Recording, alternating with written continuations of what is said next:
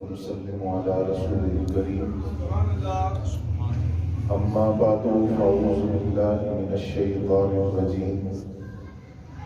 بسم الله الرحمن الرحيم قال الله تبارك وتعالى في الكلام المجيد والفرقان الحميد ثاني اثنين إذ هما في الغار إذ يقول لصاحبه لا تحزن إن الله معنا صدق الله مولانا العظيم قال النبي صلى الله عليه وسلم لو وزن إيمان أبي بكر مع إيمان أمتي لرجح صدق الله مولانا العظيم وصدق رسوله النبي الكريم ونحن على ذلك من الشاهدين والشاكرين والحمد لله رب العالمين الصلاة والسلام عليك يا رسول الله وعلى آلك وأصحابك يا رسول الله الصلاة والسلام عليك يا رسول الله وعلى آلك وأصحابك يا حبيب الله الصلاة والسلام عليك يا رسول الله وعلى آلك وأصحابك يا حبيب الله صدیق عکس حسن و کمال محمد صدیق عکس حسن و کمال محمد فاروق ذل جاه و جلال محمد عثمان ضیاء شمع جمال محمد حیدر بہار باغ خصال محمد اسلام ماں اطاعت خلفائے راشدین ایمان ماں محبت آل محمد حمد و ثنا کی بات انتہائی واجب الاحترام قابل صدر احترام بزرگوں اور دوستوں بالخصوص حضرات علماء ذی وقار، میں اور آپ اس وقت اس ہستی کا ذکر کرنے کے لیے جمع ہیں کہ 14 صدیوں سے امت کا جن کے بارے میں یہ اجماع چلا رہا ہے کہ وہ پوری جماعت صحابہ کے امام اور سردار ہیں۔ صحابی رسول اس کو کہا جاتا ہے جس نے حالت ایمان میں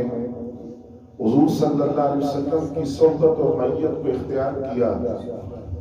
اور پھر حالت ایمان میں وہ دنیا سے رخصت ہوا تو شریعت مطالعہ کے اندر اس کو صحابی رسول کہا جاتا ہے۔ نبی اکرم صلی اللہ علیہ وسلم نے ارشاد فرمایا، حضور نبی رحمت صلی اللہ علیہ وسلم نے ارشاد فرمایا کہ اگر کوئی غیر صحابی احد پہاڑ کے برابر سونا اللہ کے راستے میں خرچ کرے اور اس کے مقابلے میں کوئی صحابی ایک سیر یا آدھا سیر جو اللہ کے راستے میں صدقہ کرے تو فرمایا کہ جو اجر صحابی رسول کو ایک سیر یا آدھا سیر جو کا ملے گا وہ غیر صحابی کو احد پہاڑ کے برابر سونا صدقہ کرنے کا ثواب نہیں ملے گا۔ اس لیے کہ اللہ تعالیٰ نے ان صحابہ کرام کو نفوس قدسیہ کو جو خلوص عطا کیا، للہیت عطا کی، اور حضور نبی رحمت صلی اللہ علیہ وسلم نے اصل اس بات کی طرف اشارہ کیا کہ کوئی غیر صحابی اجر کے اندر بھی صحابی کا مقابلہ نہیں کر سکتا تو صحابی کی ذات کا مقابلہ کیسے کر سکتا؟ اور جب صحابی کی ذات کا مقابلہ نہیں کر سکتا تو پھر نبی رحمت کی ذات کا کیا کہنا؟ حضرت عبداللہ ابن عباس رضی اللہ تعالیٰ عنہ فرماتے ہیں جب اللہ تعالیٰ نے مخلوق کو پیدا کیا تو دلوں پر نظر ڈالی، اللہ نے اپنی محبوبیت کے لیے جس دل کو پسند کیا وہ میرے نبی کا قلب اطہر ہے، اور اللہ نے اپنے مسند محبوبیت پر ایک ہی ذات کو بٹھایا، وہ ذات مصطفیٰ صلی اللہ علیہ وسلم۔ پھر حضور صلی اللہ علیہ وسلم کی معیت اور رفاقت کے لیے اللہ نے جن دلوں کو پسند کیا، منتخب کیا، اور جن کو اللہ نے اپنے نبی کا ساتھی بنایا اور ان کے مقام کو اللہ نے بیان کیا، ان کی وفا کو، ان کے خلوص کو، ان کی صداقت کو اور ان کی محبت کو، ان کے عشق کو، ان کی للہیت کو قرآن نے بیان کیا، وہ صحابہ کرام کے نفوس قدسیہ ہے۔ اور کم و بیش 1,24,000 صحابہ کی تعداد ہے، کم و بیش 1,24,000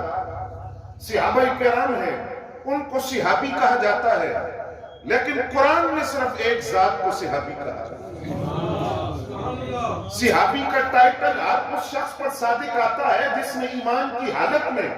حضور کی معیت اور صحبت کو اختیار کیا اور ایمان کی حالت میں دنیا سے گیا، لیکن قرآن نے صرف ایک ذات کو صحابی کہا اور وہ سیدنا صدیق اکبر رضی اللہ تعالیٰ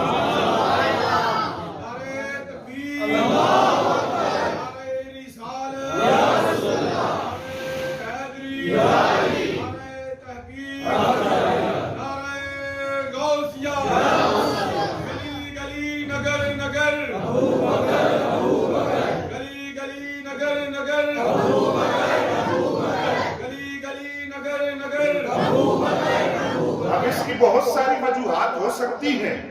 کہ صرف سیدنا صدیق اکبر کو قرآن نے صحابی کہا،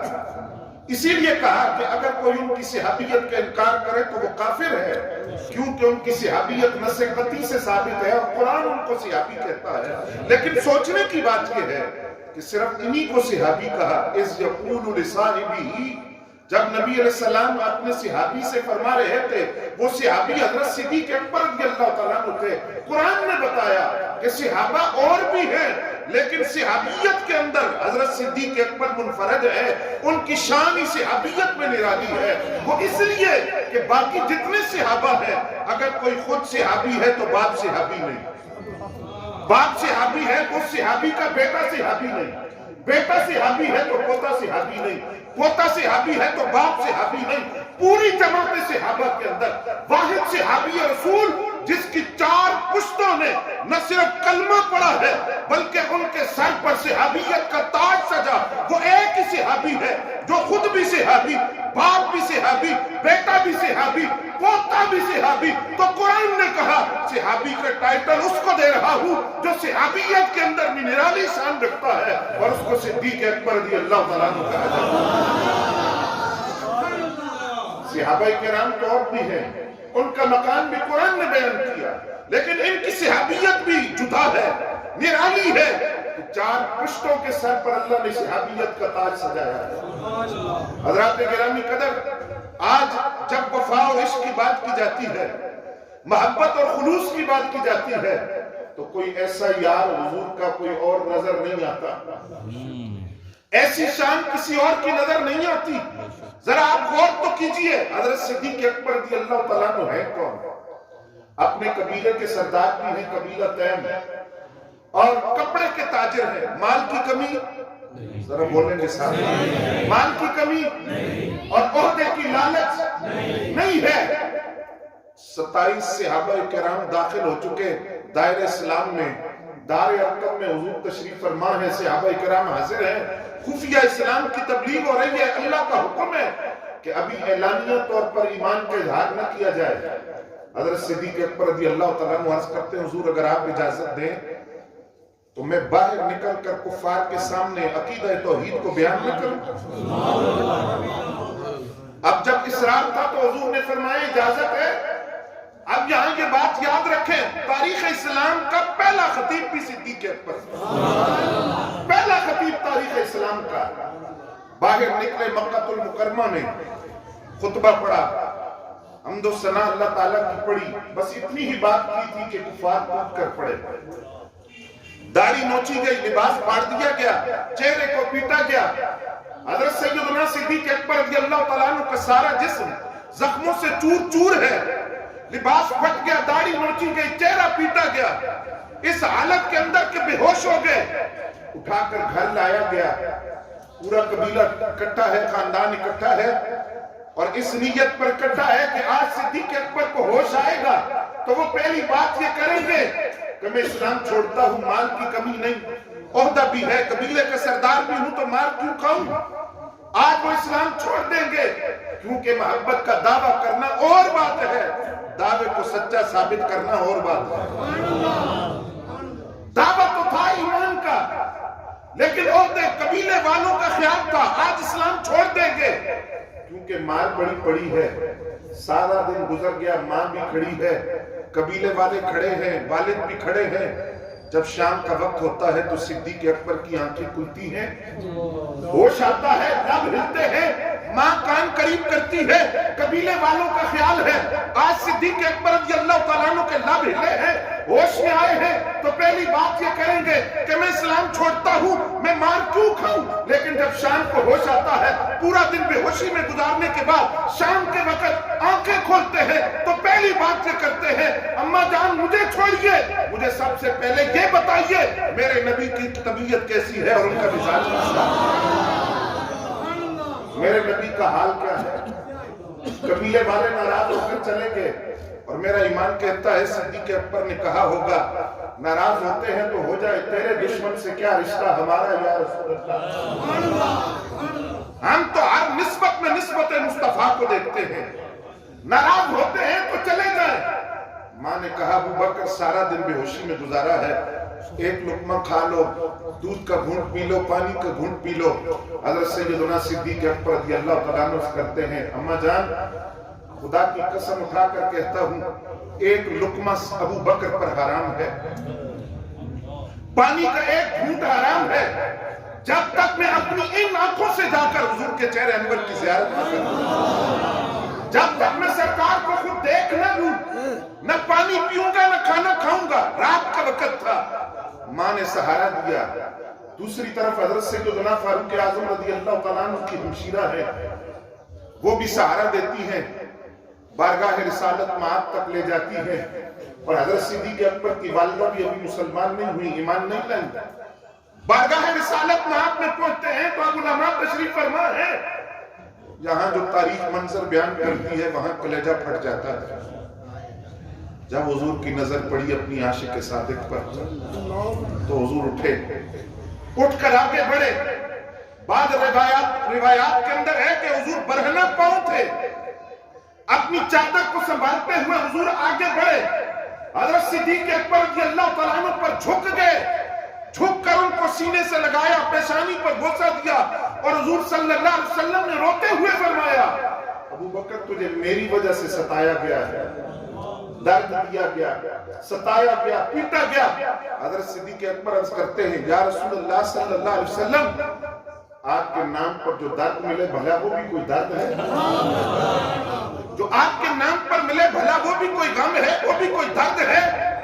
سرکار میں حاضر ہوا ہوں، میری داڑھی نوچی گئی، میرا چہرہ پیٹا گیا، لباس پھاڑ دیا گیا، بڑا ستایا گیا، لیکن حضور آپ جانتے ہیں میں اس وقت کیوں آیا ہوں؟ ایک تو آپ کے چہرے انور کی زیارت کرنے کے لیے آیا ہوں، اور دوسرا حضور ایک درخواست لے کر آیا ہوں، یہ میری ماں جو مجھے سہارا دے کر لائی ہے، میں ان سے محبت بڑی کرتا ہوں،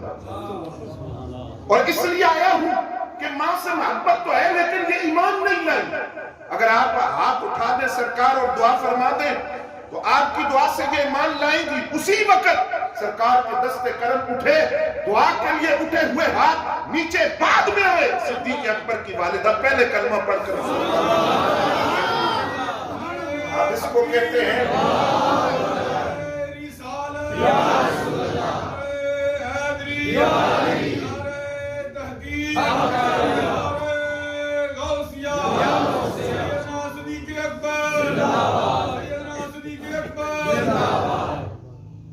لوگ کہتے ہیں محبت کا مفہوم سمجھنا ہو تو ہیر رانجھے کی داستان پڑھو، لوگ کہتے ہیں اگر عشق کا معنی سمجھنا ہو تو سونی مہیوال کا قصہ پڑھو اور لیلا مجنوں کی داستان پڑھو۔ میں کہتا ہوں اگر محبت اور عشق کا معنی سمجھنا ہو کہ دوست کہتے کس کو ہیں، محبت اور عشق نام کس کا ہے، صدیق اکبر کی زندگی کو پڑھیے، آپ کو محبت کا معنی بھی سمجھ آ جائے گا اور عشق کا مفہوم بھی سمجھ آ جائے گا کہ محبت کس کو کہتے ہیں۔ یہ صدیق اکبر رضی اللہ تعالیٰ عنہ اور بارگاہ رسالت معاد میں مقام کیا ہے؟ حضور فرماتے ہیں لو وزن ایمان ابی بکر، اگر صدیق اکبر کے ایمان کو تولا جائے کس کے ساتھ؟ تول میں تو دو چیزیں ہوتی ہیں نا، ایک چیز کو دوسرے کے ساتھ تولا جاتا ہے، ایک پلڑے میں تو ایمان ابو بکر ہو، ترازو کے دوسرے پلڑے میں کیا ہو؟ فرمایا میری پوری امت کا ایمان ترازو کے دوسرے پلڑے میں ہو، ابو بکر کا ایمان ترازو کے ایک پلڑے میں، لو وزن ایمان ابی بکر مع ایمان امتی،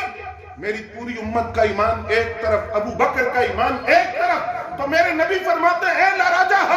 ایمان ابو بکر پوری امت کے ایمان پر وزن رکھتا ہے، پوری امت کے ایمان پر بھاری ہوگا۔ تو اب اس کو پہلا نمبر نہ کہیں تو کیا کہیں؟ اس کا یہ مطلب نہیں کہ صدیق اکبر کا پہلا نمبر ہے، پوری امت کا ایمان مل کر صدیق اکبر کے ایمان کا مقابلہ نہیں کر سکتا۔ حضور فرماتے ہیں ایمان کی 360 خصلتیں ہیں، ان میں سے ایک بھی کسی میں ہو تو وہ پکا جنتی ہے، ایک بھی کسی میں ہو۔ اب سوال کیا حضرت صدیق اکبر رضی اللہ تعالیٰ عنہ نے، سرکار یہ فرمائیے ان 360 میں سے کوئی ایک مجھ میں بھی پائی جاتی ہے؟ اچھا، اب یہ روایات آپ بھی سنتے ہیں، ہم نے سنی، علماء سے بھی بیان بھی کی، لیکن تھوڑا سا ذرا یہاں غور تو کیجئے۔ حضرت صدیق اکبر کا یہ دعویٰ نہیں ہے، سوال ہے۔ دعویٰ اور چیز ہے، سوال اور چیز ہے۔ یہ دعویٰ نہیں کیا کہ حضور ان 360 میں سے کون کون سی مجھ میں پائی جاتی ہے، بلکہ سوال کیا، الفاظ یہی ہیں کہ حضور کوئی ایک مجھ میں بھی پائی جاتی ہے؟ عاجزی اس کو کہا جاتا ہے، انکساری اس کو کہا جاتا ہے کہ حضور 360 خصلتوں میں سے ایک جس میں ہو وہ پکا جنتی ہے۔ تو سرکار یہ فرمائیے، آپ تو جانتے ہیں، تو میری ذات میں کوئی ایک پائی جاتی ہے؟ تو زبان رسالت میں آپ سے جواب کیا ملا؟ فرمایا پیارے، ان 360 خصلتوں میں سے تم یہ نہ پوچھو کہ کوئی ایک تم میں سے پائی جاتی ہے، بلکہ ابو بکر تم یہ پوچھو ان 360 میں سے کون سی خوبی ہے جو تمہاری ذات میں نہیں پائی جاتی؟ ایک جس میں پائی جائے تو وہ جنتی، تو جس کے بارے میں خود سرکار فرمائیں کہ 360 ساری تمہاری ذات میں پائی جاتی ہے۔ اور پھر نبی علیہ السلام فرماتے ہیں جنت کے 8 دروازے ہیں، باب الصلاۃ ہے، باب الجہاد ہے، باب الصدقہ ہے، باب العلم ہے،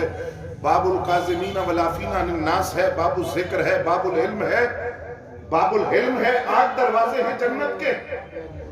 نمازیوں کو نماز والے دروازے سے، روزے داروں کو روزے والے باب الریان سے، اور علماء کو باب العلم سے، مجاہدین کو باب الجہاد سے، صدقے والوں کو باب الصدقہ سے آواز دے کر بلایا جائے گا۔ لیکن اب آپ سے ایک سوال ہے، جس کو باب الصلاۃ سے آواز دی جا رہی ہے، کیا اس نے روزے نہیں رکھے؟ سارے بولے، اس کو باب الصلاۃ سے کیوں بلایا جا رہا ہے جبکہ اس نے روزے بھی رکھے ہیں، زکوٰۃ بھی دی ہے، حج بھی کیا؟ ہو سکتا ہے وہ عالم بھی ہو، غصے پر قابو پانے والا بھی ہو، بردبار بھی ہو۔ اب جس کو باب الریان سے بلایا روزے والے دروازے سے، تو اس نے نماز بھی تو پڑھی ہے، لیکن صرف روزے کے دروازے سے کیوں آواز دی جا رہی ہے؟ اس کا مطلب سمجھنے کے لیے ذرا آئیے پہلے وہ جملہ بھی سن لے جو صدیق اکبر کو حضور نے جواباً ارشاد فرمایا۔ آج کے حضور جنت کے 8 دروازے ہیں، اور کسی ایک دروازے سے کسی ایک کو پکارا جائے گا، کسی کو دوسرے دروازے سے۔ سرکار کو ایسا کچھ نصیب بھی ہے جس کو 8 دروازوں سے پکارا جائے۔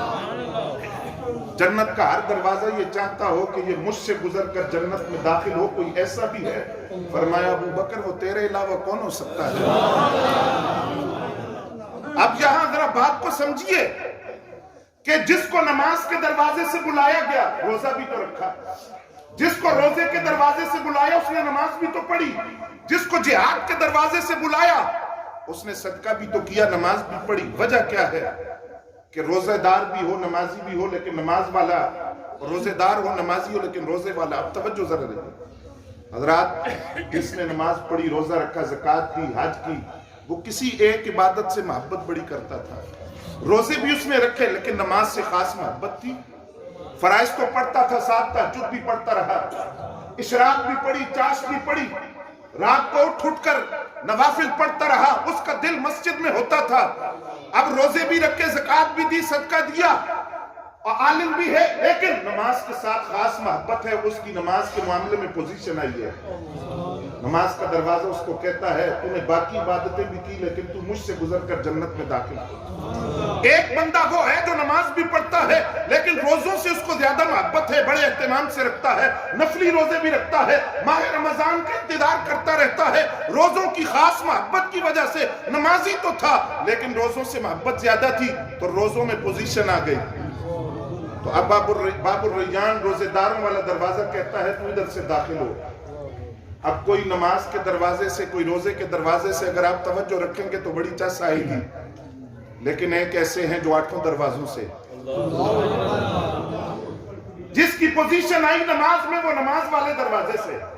جس کی پوزیشن آئی روزے میں وہ باب الریان سے، جس کی پوزیشن آئی جہاد میں وہ باب الجہاد سے، جس کی پوزیشن آئی زکوٰۃ اور صدقات میں وہ باب الصدقہ سے. لیکن پوری جماعت صحابہ میں حضرت صدیق اکبر ایسے ہیں جن کو جنت کے 8 دروازوں سے بلایا جائے گا. تو میں نہیں کہتا، محدثین نے لکھا ہے معاملہ نماز کا ہو تو پہلا نمبر صدیق اکبر کا، معاملہ روزے کا ہو تو پہلا نمبر صدیق اکبر کا، معاملہ جہاد کا ہو تو پہلا نمبر صدیق اکبر کا، معاملہ زکوٰۃ اور صدقات کا ہو پہلا نمبر صدیق اکبر کا، معاملہ علم کا ہو تو عالم پوری جماعت صحابہ میں پہلا نمبر صدیق اکبر کا. تو کہا جب ہر معاملے کے اندر پہلا نمبر صدیق اکبر کا ہے تو ہم قوالوں کے پیچھے چلنے والے نہیں کہ ہم دمادم مست قلندر کہہ کر ترتیب کو لگ دیں. ترتیب ہم وہی رکھیں گے جو محدثین اور مفسرین نے بیان کی، اور وہ یہ ہے دمادم مست قلندر صدیق کا پہلا نمبر.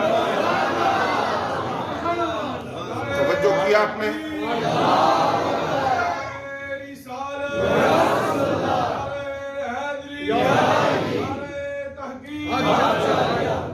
توجہ ہے آپ کی؟ نماز کے معاملے میں بھی پہلا نمبر صدیق اکبر رضی اللہ تعالیٰ. اب آگے غور کیجئے، قرآن اس ساتھ کو بیان کرتا ہے، ایک مقام پر نہیں، بہت سارے مقامات پر. والذی جاء بالصدق وصدق بہ، صدق سے مراد ذات مصطفیٰ. توجہ ہے، صدق سے مراد ذات مصطفیٰ صلی اللہ علیہ وسلم اور صدق بہ سے مراد ذات صدیق اکبر. یہاں بھی اکٹھا دونوں کو قرآن نے بیان کیا. آگے چلیے، قرآن کہتا ہے ثانی اثنین اذ ہما فی الغار اذ یقول لصاحبہ، اذ یقول سے مراد ذات مصطفیٰ صلی اللہ علیہ وسلم، لصاحبہ سے مراد ذات صدیق اکبر رضی اللہ عنہ. پھر تیسرا مقام قرآن کہتا ہے محمد رسول اللہ والذین معہ،